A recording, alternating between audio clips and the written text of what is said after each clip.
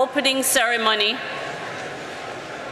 of the 29th session of the Conference of the Parties, the 19th session of the Conference of the Parties, serving as the meeting of the parties to the Kyoto Protocol, and the 6th session of the Conference of the Parties, serving as the meeting of the parties to the Paris Agreement. May I please ask everyone to take their seats.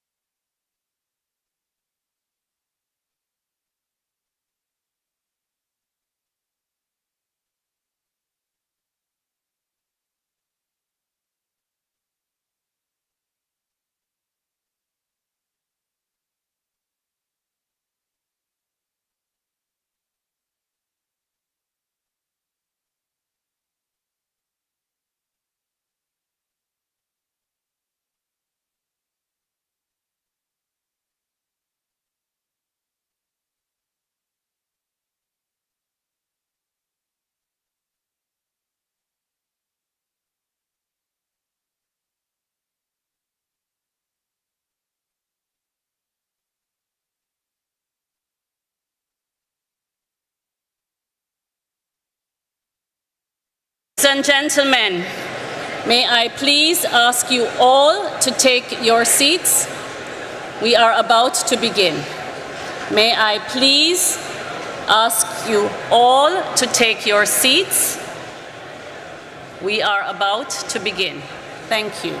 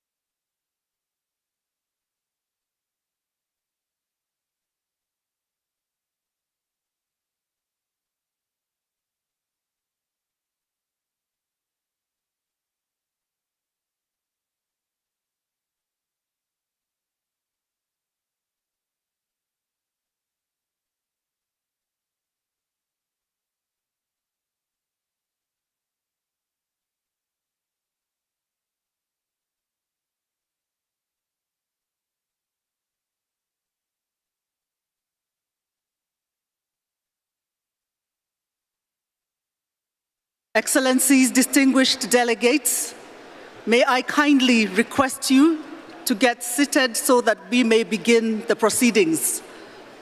Excellencies, distinguished delegates, kindly take your seats as we are about to begin. Thank you.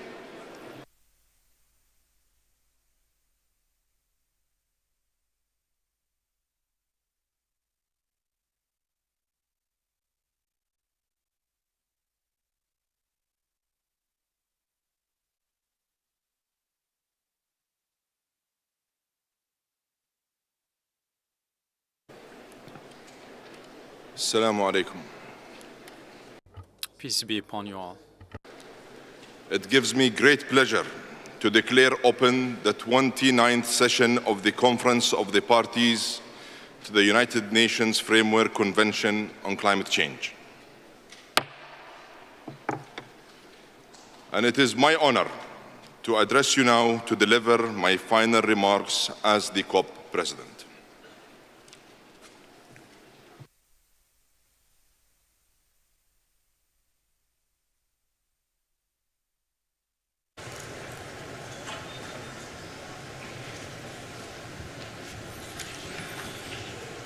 Your Excellencies, colleagues, friends, and members of every delegation, it is a great pleasure to join you here in Baku for the opening of COP29. And let me begin by thanking our hosts for their warm welcome and generous hospitality.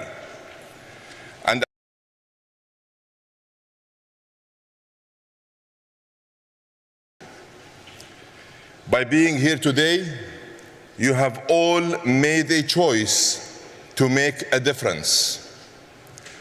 And as I prepare to hand over the COP presidency, I urge you all to prove once again that we can unite, act, and deliver.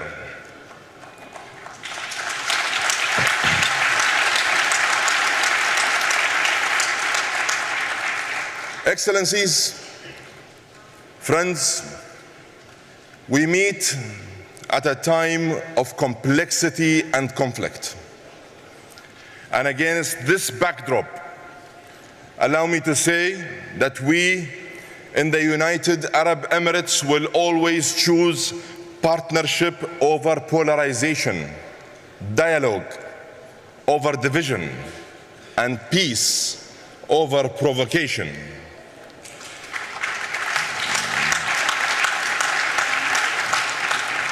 Colleagues, it has been my honor to serve as President of COP28.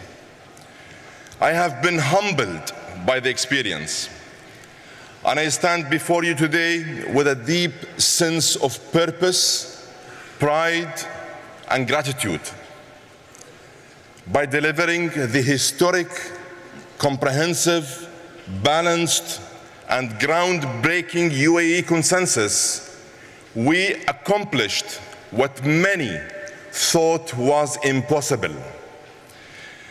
And for this, I have many people to thank. I want first to acknowledge His Highness Sheikh Mohammed bin Zayed Al Nahyan, President of the United Arab Emirates, whose vision, guidance, and unwavering support gave us the confidence to aim for the highest ambition. I owe a huge debt of gratitude to the entire United Arab Emirates leadership, and in particular the Higher Committee, led by His Highness Sheikh Abdullah bin Zayed Al Nahyan, Deputy Prime Minister and Minister of Foreign Affairs of the UAE. I would also like to acknowledge COP28's Advisory Committee, our ministerial peers, all constituency groups, the NGO community, and of course, the entire COP28 team.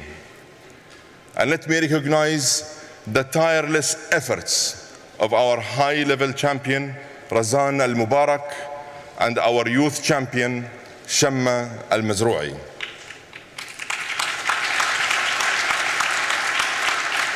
I would also like to thank my dear colleague, Simon Steele, and the UNFCCC Secretariat, who served as my faithful guides throughout this whole process. And of course, to all of you, the negotiators here today, I thank you for showing the world what real, tangible progress looks like. You united all parties to move forward together. You proved that multilateralism can move the dial. In the end, determination conquered doubt. And your hard work paid off with the first after first for climate progress. And progress didn't end when the gavel came down on the UAE consensus. In the months since the COP28, the initiatives we launched have gathered real momentum and real pace. The world is set to break another record in renewable energy growth this year, adding over 500 gigawatts to global capacity. 55 companies have now joined the Oil and Gas Decarbonization Charter, committing to zero methane emissions by 2030 and net zero by or before 2050. This initiative is pragmatic, practical, and focused on real results. With participants from China, India, Russia, the US, the EU, and the Arabian Gulf, the OGDC now covers more than 44% of global production. It is the most meaningful and comprehensive private sector partnership on decarbonization to date. And we look forward to more companies joining this very important initiative. And in the spirit of proactive collaboration, earlier this month in Abu Dhabi, we convened experts in climate, energy, artificial intelligence, finance, and investment in an integrated effort to drive low carbon growth. When sectors work together, we can lift economies and lower emissions.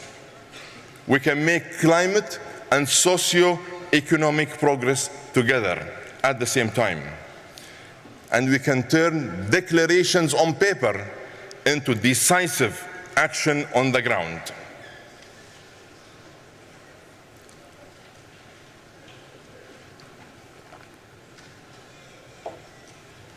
Excellencies, colleagues, the critical success factor for all climate progress is finance.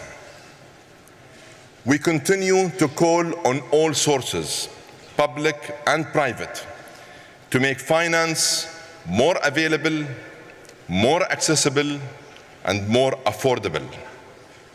Altera, the world's largest global catalytic climate fund that was launched at COP28, has now placed $6.5 billion of its $30 billion fund with partners focused on mature, emerging, and developing markets. These investments are attracting additional capital in a unique blended model that should be built on. We have also made progress on the Loss and Damage Fund. $853 million have been pledged to date, and we named the Philippines as the host country for the board.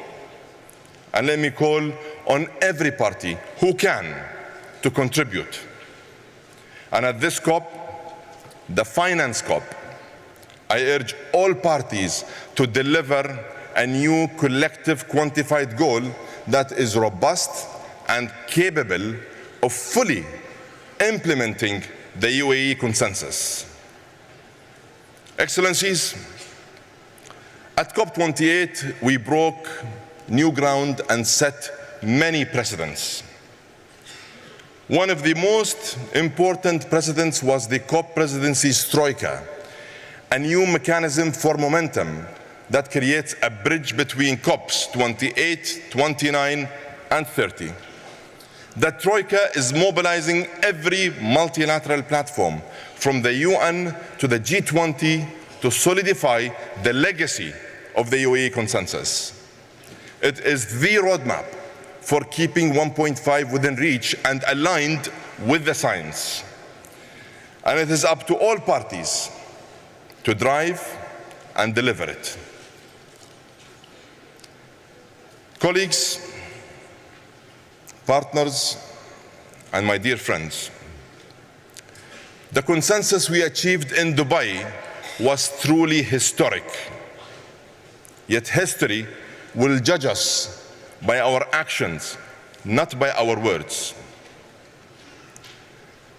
And my dear friend, Mukhtar, as I pass the gavel to you, I want you to know that you have my friendship, my partnership, and my full support. And if I may, let me leave you with some final words of brotherly advice. Let positivity prevail, and let it power the process. Let actions speak louder than words. Let results outlast the rhetoric. And remember, we are what we do, not what we say.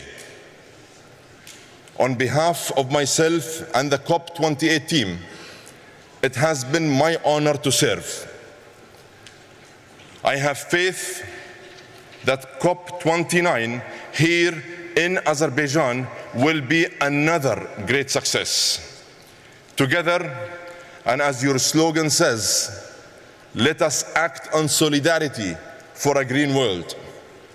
Let us focus on collaboration and partnership.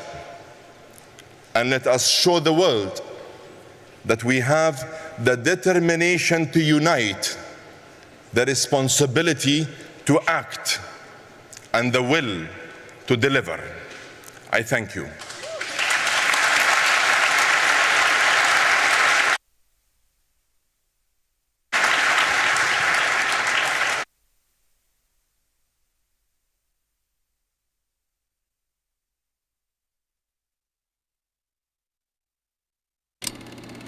For centuries, we've gathered to discuss and solve our most pressing challenges, united for the betterment of our people.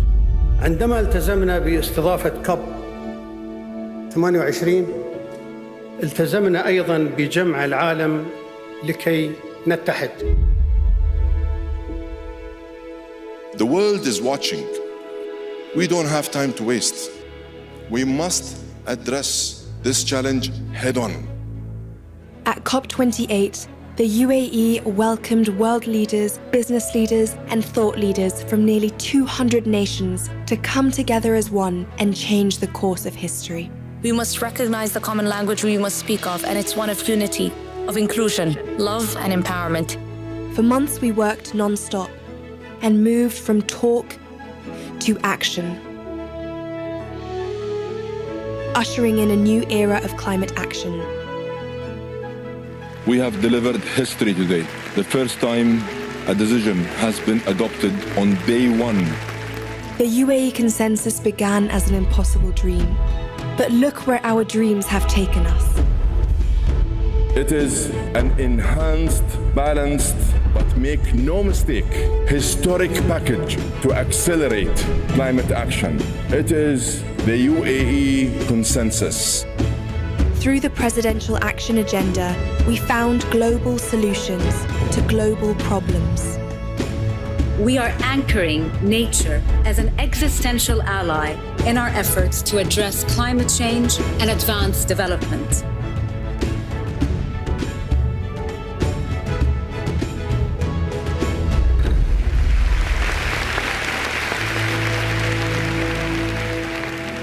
As the world gathers today in Azerbaijan, we stand together with hope renewed. And as we hand over to COP29, we must remember what it symbolizes. The simple truth that drives us forwards. We are what we do, not what we say. We are what we do, not what we say.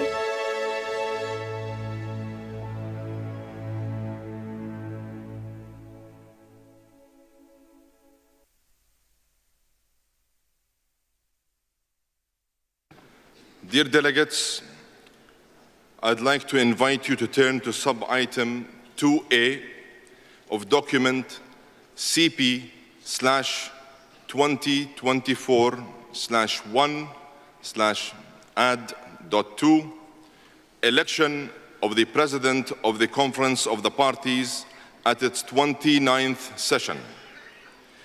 In accordance with Rule 22, Paragraph 1, of the draft rules of procedure being applied, the office of the President of the Conference of the Parties is subject to rotation among the 5 regional groups.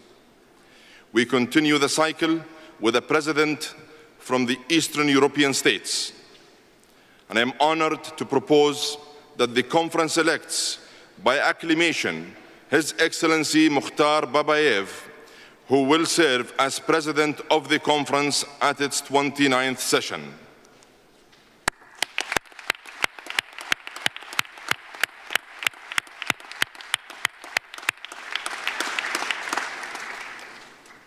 It gives me great pleasure to declare His Excellency Mukhtar Babayev elected President of the 29th session of the Conference of the Parties.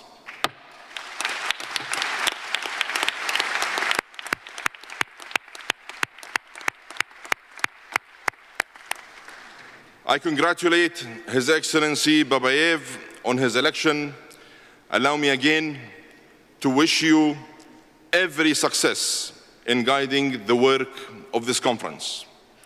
I would like to now invite His Excellency Babayev to take his seat at the podium.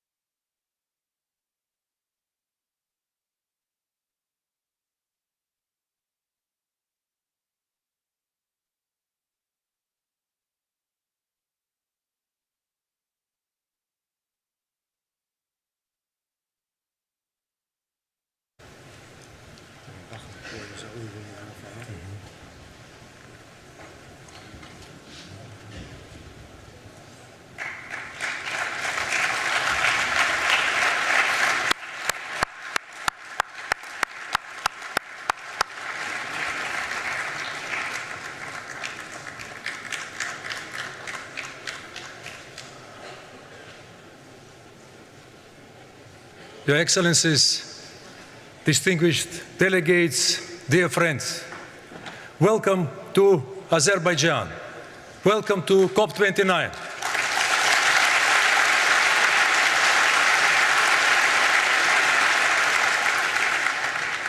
It is wonderful to finally see you all here as we complete the first decade after the Paris Agreement. The COP29 presidency is deeply grateful to all the parties, constituencies, observers, civil society members, indigenous peoples, and committed climate actors joining us today. We will host this conference in an inclusive, transparent, and party-driven manner. And we are delighted to offer Azerbaijani hospitality, show you our national heritage and natural wonders. We hope to build new friendships based on sincerity, frankness, and mutual respect. We would like to thank the President of the Republic of Azerbaijan, His Excellency Mr. Ilham Aliyev,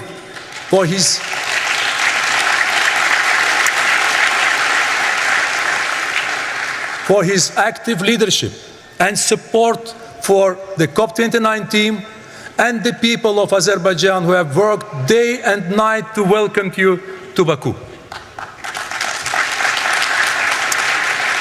We also want to thank all our colleagues in the UNFCCC and Executive Secretary Mr. Simon Steele for the support. And thank you to my dear friend, COP28 President, Dr. Sultan Al-Jaber, for you and your team's collaboration. It is an honor to take the gavel from you as we build on the UAE consensus together. Ladies and gentlemen, we must be totally honest. The UN Environmental Programme shows that current policies are leading us to 3 degrees of warming. These temperatures would be catastrophic for billions. They would threaten the existence of communities representatives in this room. Colleagues, we are on the road to ruin. But these are not the future problems. Climate change is already here. From flooded homes in Spain to forest fires in Australia, from rising oceans in the Pacific to barren plains in East Africa. Whether you see them or not, people are suffering in the shadows. They are dying in the dark, and they need more than compassion, more than prayers and paperwork, and they're crying out for leadership and action. COP29 is an unmissable moment to chart a new path forward for everyone. The COP29 presidency has worked tirelessly to build the foundation for success. We have traveled the world to see the challenges you face. And we are resolved to produce an ambitious and balanced package that delivers on all mandates and takes the first global stocktake forward. We have made every effort to bring you together and build momentum. We have hosted political and technical sessions here in Azerbaijan. And we are already collaborating with you on the COP29 action agenda and presidency initiatives. But we need much more from all of you. We now want to be crystal clear about our expectations. Our plan is based on 2 pillars: to enhance ambition and enable action. This means setting out clear climate plans and delivering the finance we need. These 2 pillars are mutually reinforcing, each sending a strong signal to the other. Because as we mobilize climate finance, we allow for higher ambitions.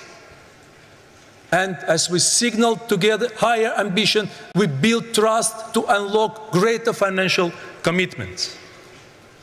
Dear colleagues, to enable action, the COP29 presidency's top priority is to agree a fair and ambitious new collective quantified goal on climate finance. This must be effective and adequate to the scale and urgency of the problem. It must address the needs and priorities of developing countries, including SEEDs and LDCs. And it must include detailed qualitative elements. We have seen some progress on access, futures, transparency, and the 10-year time frame. We know the needs we know that the needs are in trillions, but there are different views on how to achieve that. We have also heard that a realistic goal for what the public sector can directly provide and mobilize seems to be the hundreds of billions. The COP29 presidency has made every effort to bring the parties close together. But we still have much to do and just 12 days to land a deal. We now urgently need to finalize the elements, resolve our differences on contributors and quantum, and set the new goal. These negotiations are complex and difficult. We understand the political and financial constraints. But let me make 2 points. First, these numbers may sound big, but they are nothing compared to cost of inaction. This investment pay off. And second, we are all in this together. Nothing has a greater impact on the security, prosperity, and well-being of all nations than climate change. Let us remember how a goal helps us. It will send a strong signal to financial markets, provide greater certainty for long-term planning, build trust and momentum for collective action, and hold us all to account. This goal is not a burden, it is an opportunity. Ladies and gentlemen, we must invest today to save tomorrow. Dear colleagues, we are also determined to get Article 6 in high-integrity carbon markets over the line. Article 6 is long overdue and will help ensure that protecting the planet pays. By matching buyers and sellers efficiently, such markets could reduce the cost of implementing NDCs by $250 billion a year. In a world where every dollar counts, that is essential. We now need parties to show commitment and flexibility to resolve all outstanding issues. Dear colleagues, throughout COP29, there will be many moments to enable action. At the last board meeting in Baku, we took historic steps to get the Loss and Damage Fund up and running. It is now time to turn existing pledges into contributions and add significantly greater amounts to all funds. This is essential to supporting the communities most affected, including the SEEDs and LDCs. And enabling action is about more than just finance. We must also accelerate work to develop and transfer technology. These are life-saving tools that must be available to all. So we need to deliver on the technology implementation program here in Baku.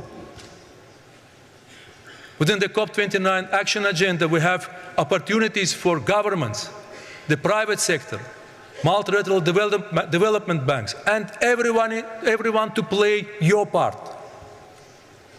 Ladies and gentlemen, enabling action will create the means to reach our goals, a 1.5 aligned and resilient world.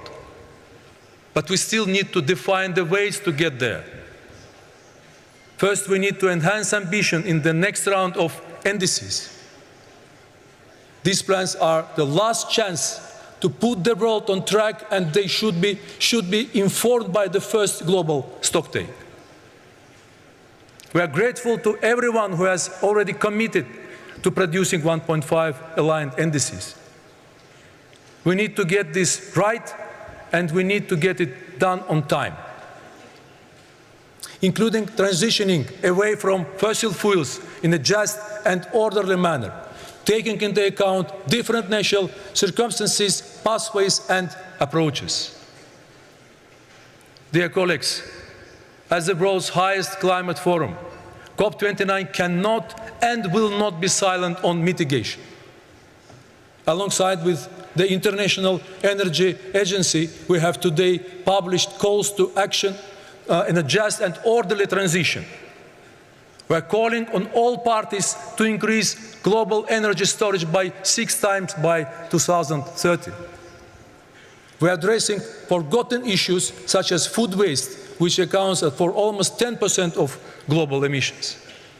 We are co-hosting a methane summit with the US and China, and we have put mitigation on the agenda at all meetings ahead of COP to find a way forward. As a presidency, we are making every effort to attack the problem from every direction without losing focus on our top negotiation priority, the NCQG. Dear colleagues, adaptation has not been given the same attention as mitigation. Azerbaijan understands the needs to adapt because our region faces significant challenges. The Caspian Sea is shrinking and we face glacier retreat and freshwater loss in Caucasus. The timely submission of national adaptation plans is critical. They guide how we share best practice, transfer technology, and support each other.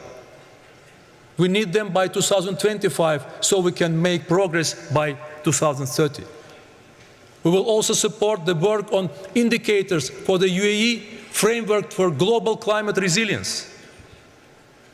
When adaptation is underfunded, people on the front lines are unprotected. Public money will be essential to enabling ambitions. This is our last chance to scale it up significantly beyond the doubling target for 2025. And after, adaptation finance must be an important part of NCQG. Transparency must underpin everything. The first biennial transparency reports are critical and must be submitted this year. Azerbaijan is ready to submit its BTR, and we would like to thank everyone for their submissions so far. Dear colleagues, we must also address important thematic areas within the climate plans. They must be age and gender responsive, and we support the Lima Work Programme and its Gender Action Plan. The COP29 Action Agenda has identified further priorities for all actors to enhance their ambition. Ladies and gentlemen, when we consider the latest science and everything that we must deliver, from the NCQG to the next generation of NDCs and the first BTRs, COP29 is a moment of truth for the Paris Agreement. It will test our commitment to the multilateral climate system. We must now demonstrate that we are prepared to meet the goals we have set ourselves. This is not easy. We are setting these expectations because we believe they are absolutely necessary. This is a race of our lives, and we have previously agreed to always ratchet up our action to the highest possible levels of ambition. This means that we must do today that yesterday we thought was impossible. Azerbaijan stands ready. It is our moral duty and part of our common responsibility. And this is a critical opportunity for sustainable development. Azerbaijan is determined to step up to the biggest issues, on the biggest stages, and lead by example. We have beaten the odds before. People have doubted us. Let us prove them wrong. But no single country or initiative can solve this crisis. This is everyone's conference. Success or failure will be collective. So our message to you is this: Azerbaijan can build a bridge, but you all need to walk across it. In fact, we need to start running. Dear friends, we gather as representatives of different communities. But we must never forget our common humanity, our shared world, and the mutual benefits of collaboration. And in this fight, we must remember that every action matters, because every fraction of a degree matters. Every home we lose is failure. Every life we save is a victory. And everyone is watching, and they're waiting. Africa is waiting. Asia is waiting. Europe is waiting. The Pacific is waiting. North America is waiting. South America is waiting. The Caribbean is waiting. Ladies and gentlemen, they're waiting for us to show leadership. And they cannot afford the cost of delay. So let us enhance ambition and enable action. Let us move forward in solidarity for a green world. And let us go to work. Thank you.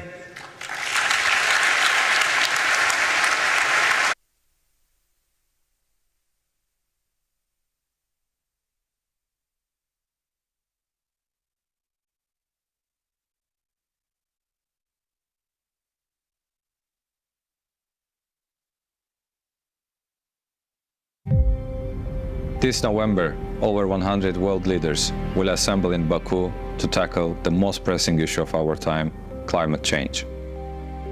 COP29 will be the biggest event of this year. We need to have these ambitious climate actions by countries in the world. This is our common challenge, and we need to address it now. As a host country, we have very unique opportunity to be the center of the discussions, to be the bridge between South and North, between the developing and developed countries.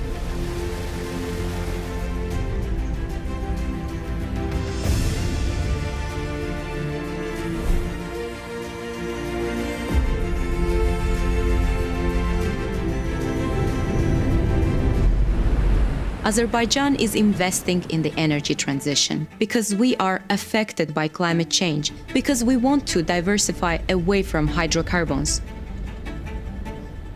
Definitely green energy transition is really backbone of tackling the climate crisis that we are facing. Our country has always been a home of innovation. We have a young, highly educated population that deeply cares about climate change. Any visitor, any tourist, any delegate who will be visiting our beautiful city will see welcoming attitude, behavior from everyone. The ultimate objective is to deliver the best visitor journey ever. I think it will be a very good demonstration of our hospitality, our culture, our nature. We want people to look back and say that COP29 in Baku was a defining chapter in humanity's fight against climate change. COP29 is really the great event for Azerbaijan, for the world. It is a very good demonstration how we decide to live together with our neighbors. At the same time, how we can assist the developing countries to protect themselves from the climate change.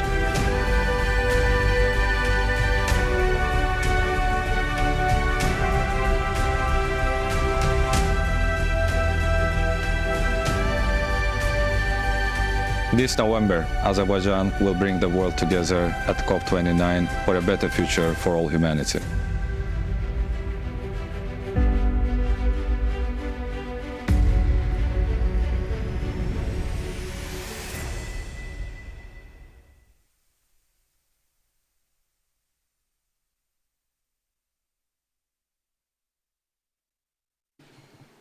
Distinguished delegates, friends, dear colleagues, it is my pleasure to invite Simon Steele, UNFCCC Executive Secretary, to address the plenary.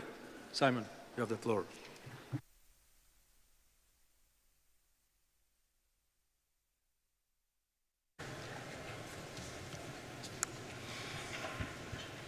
Excellencies, delegates, colleagues, friends, It is an honor to welcome you to COP29.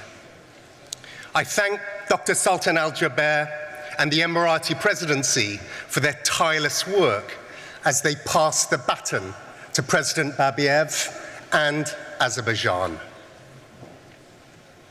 In tough times, up against difficult tasks, I don't go in for hopes and dreams. What inspires me is human ingenuity and determination, our ability to get knocked down and to get up again, over and over again, until we accomplish our goals. The lady I'm standing with in this picture is my neighbor Florence in Karaku. In July this year, this was us standing in all that remained of her home after the devastation of Hurricane Beryl.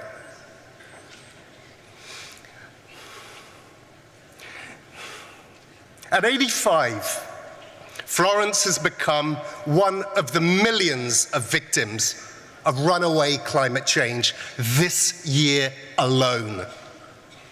She was focused on one thing: being strong for her family and strong for her community. And there are people like Florence in every country on earth, knocked down and getting back up again. This UNFCCC process is the only place we have to address the rampant climate crisis and to credibly hold each other to account, to act on it. And we know this process is working, because without it, humanity would be headed towards 5 degrees of global warming. In these halls, we negotiate on specific pieces of the puzzle each year. It can feel far away from what's happening in Florence's living room. We cannot afford to continue upending lives and livelihoods in every nation. So let's make this real. Do you want your grocery and energy bills to go up even more? Do you want your country to become economically uncompetitive? Do you really want even further global instability, costing precious life? This crisis is affecting every single individual in the world, one way or another. And I am as frustrated as anyone that one single COP can't deliver the full transformation that every nation needs. But if any of your answers to those questions was no, then it is here that parties need to agree a way out of this mess. That's why we're here in Baku. We must agree a new global climate finance goal. If at least 2/3 of the world's nations cannot afford to cut emissions quickly, then every nation pays a brutal price. If nations can't build resilience into supply chains, the entire global economy will be brought to its knees. No country is immune. So let's dispense with the idea that climate finance is charity. An ambitious new climate finance goal is entirely in the self-interest of every single nation, including the largest and the wealthiest. But it's not enough to just agree on a goal. We must work harder to reform the global financial system, giving countries the fiscal space they so desperately need. And here in Baku, we must get international carbon markets up and running by finalizing Article 6. We need to move on mitigation so targets from Dubai are realized. We mustn't let 1.5 slip out of reach. And even as temperatures rise, the implementation of our agreements must claw them back. Clean energy and infrastructure investment will reach $2 trillion in 2024, almost twice that of fossil fuels. The shift to clean energy and climate resilience will not be stopped. Our job is to accelerate this and make sure its huge benefits are shared by all countries and all people. We must agree adaptation targets. You can't manage what you don't measure. And we need to know if we're on a pathway to increasing resilience. And we must continue to improve the new mechanisms for financial and technical support on loss and damage. We can't make decisions in the dark. Biennial transparency reports due this year will give us a clearer picture of the progress we're making and the gaps that we need to fill. This year, all countries will deliver their third generation of national climate plans, NDCs. To support countries in creating and communicating them, the UNFCCC will launch a climate plan campaign. It will mobilize action from all stakeholders and align with the efforts of the UN Secretary General and the incoming Brazilian COP presidency.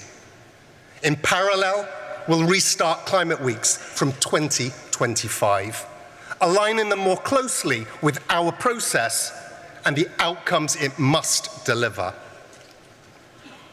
As a Secretariat, we'll continue to work tirelessly with what we have got, while being clear on what funding we need so we can deliver on what's increasingly being asked of us. And we'll keep focus on the safe, inclusive, and meaningful participation of all observers at this COP. In the past few years, we've taken some historic steps forward. We cannot leave Baku without a substantial outcome. Appreciating the importance of this moment, parties must act accordingly. Show determination and ingenuity here at COP29.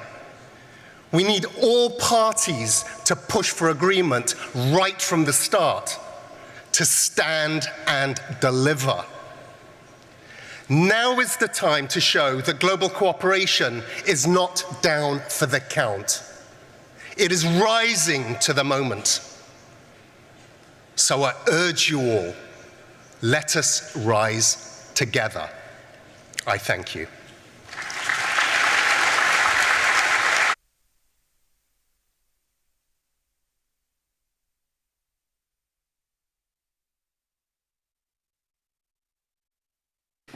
Thank you, Simon.